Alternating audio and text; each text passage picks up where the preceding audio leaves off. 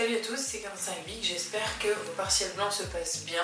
Là on va parler du fonctionnement des épreuves de SP pour cette année. Donc là vous allez vivre les épreuves de SP selon un certain format au partiel blanc du tutorat. Et ce format c'est pas le même que ce que vous allez vivre au partiel réel de la fac. Nous on n'a pas pu s'adapter parce que c'était trop compliqué et était trop contraignant logistiquement. Petit rappel pour ce qui se passait avant, vous alliez par exemple le deuxième jour des examens pour les épreuves de SP, vous aviez un premier créneau de 2 heures de partiel de SP1, un deuxième de SP2, etc. Vous n'étiez pas obligé d'aller à toutes les SP, vous choisissiez celle auquel vous alliez et celle que vous présentiez. Cette année, ça va changer. Ce qui va se passer, c'est qu'à partir de maintenant, les SP vont être répartis selon des modules. Qu'est-ce que c'est que les modules au sein des SP? Donc on va dire que maintenant, chaque spécialité est découpée par petits blocs d'enseignement et chaque bloc est nommé module.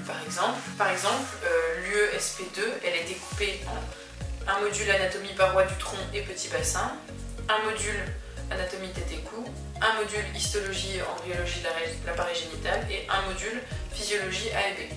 Ok ? Si on regarde par contre l'UESP4 par exemple, elle est composée d'un seul module, l'UESP Pharma A plus B.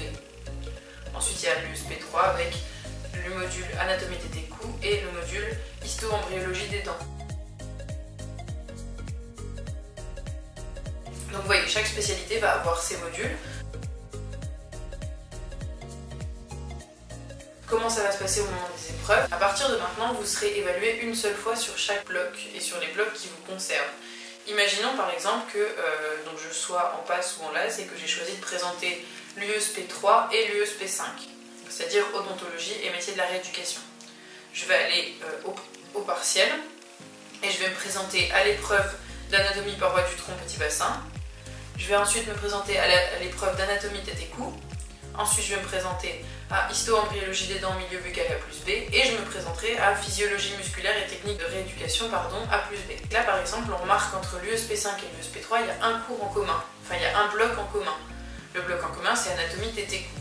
Vous allez passer une seule fois l'épreuve, mais par contre, la note que vous obtiendrez à cette épreuve, elle sera reportée dans les notes nécessaires à l'évaluation de l'aspect 3 et dans les notes nécessaires à l'évaluation de l'aspect 5. Ça évite d'être évalué plusieurs fois sur les mêmes connaissances. Vous allez aller une seule fois à un seul module qui va pouvoir compter dans plusieurs de vos notes.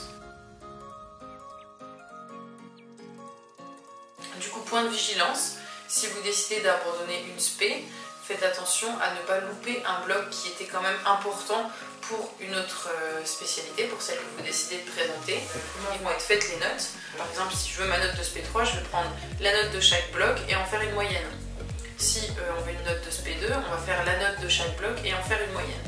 On ne va pas faire une moyenne de tous les blocs et donc une moyenne générale de toutes vos SP, ça n'existe pas. Vous allez avoir une note par SP composée de la moyenne de chaque note obtenue à chaque bloc qui concernait la SP. On espère que c'est clair.